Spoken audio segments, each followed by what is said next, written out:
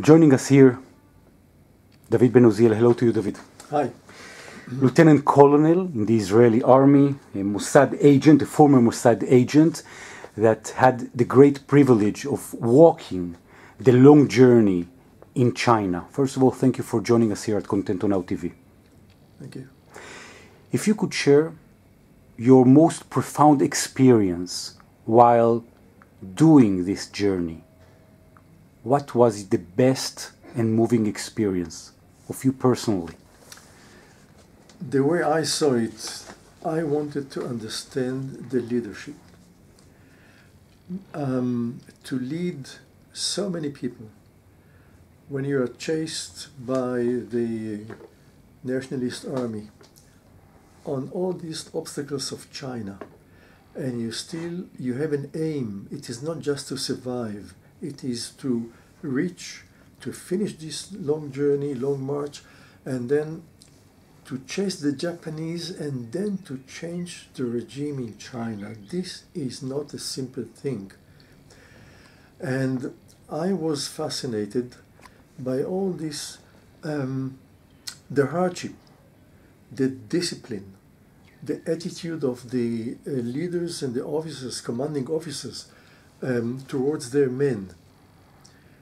You know that you will be shot at every day.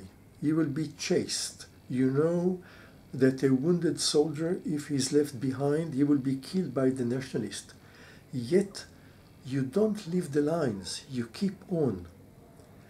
And I asked a question. I didn't get an answer because you cannot get an answer. What was the feeling of a commanding officer when he knows that he cannot save a life of not one soldier of him when he gets wounded and you have to leave him behind? What is the feeling? How do you keep the morale of the people?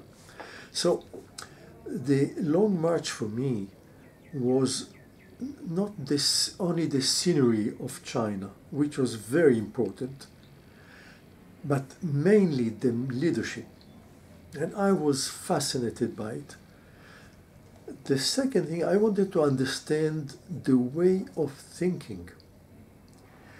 I wanted to understand, Chinese are fighting Chinese on Chinese soil. It is the same history, the same understanding. They know each other. It's not two different nations fighting.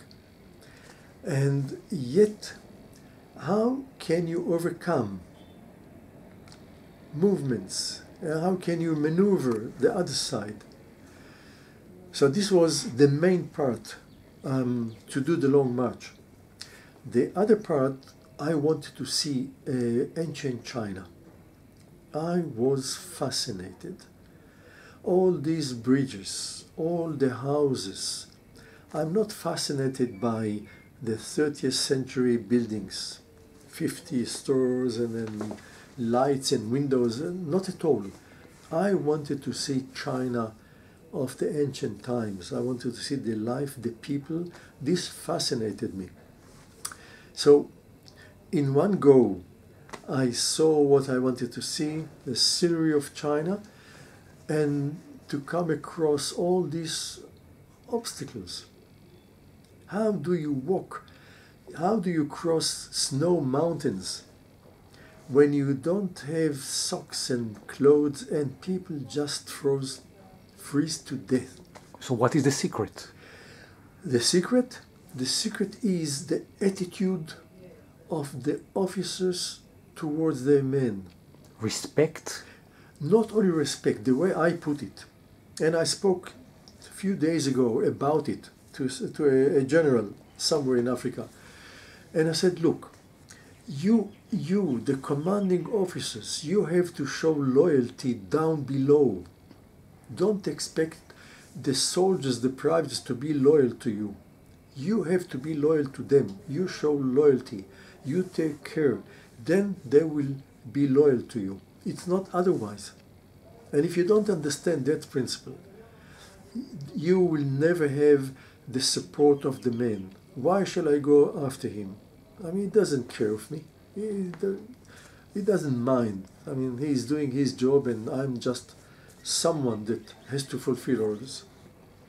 So when you're visualizing the right Chinese publisher, the right Chinese distributor, the right Chinese officers that are reading the English version of your new coming book towards the Chinese version, you're saying you're going to be getting the values that you visualize that are important for their leadership?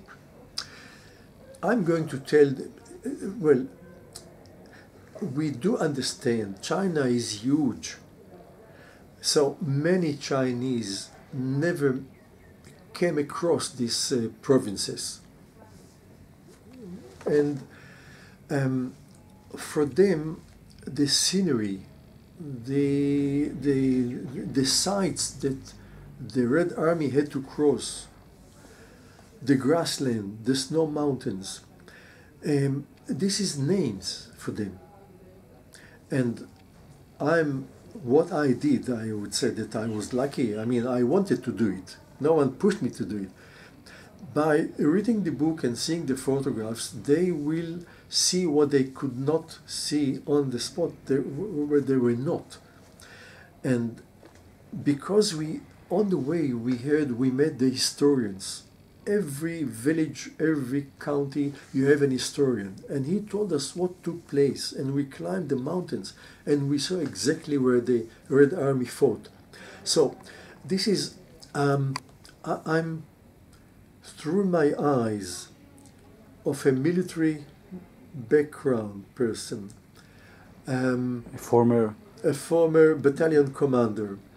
And if I may say, I built the rebel army in South Sudan, a guerrilla army.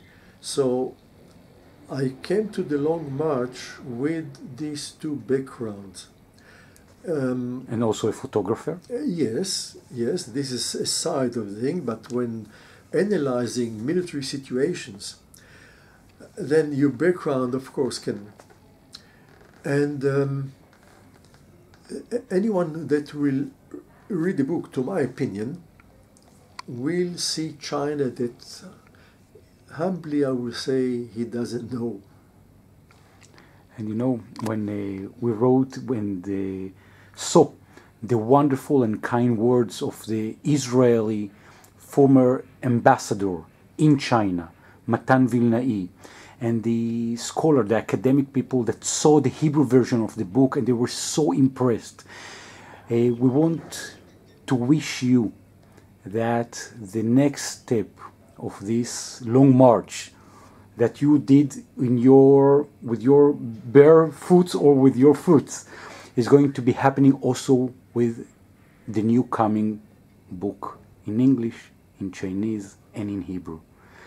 David Ben-Uziel, one last message that you would like to share with your Chinese community.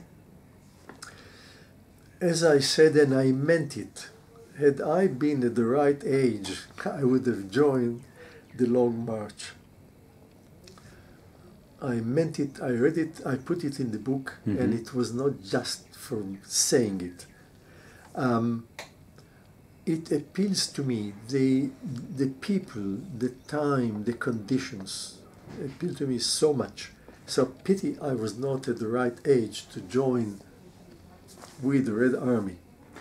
David Ben-Uziel, Lieutenant Colonel, former Mossad agent, coming with the content from the Holy Land to China. I want to thank you so much and to show all the gratitude for your writing and for sharing this kind and very enormous experience towards the Chinese audience.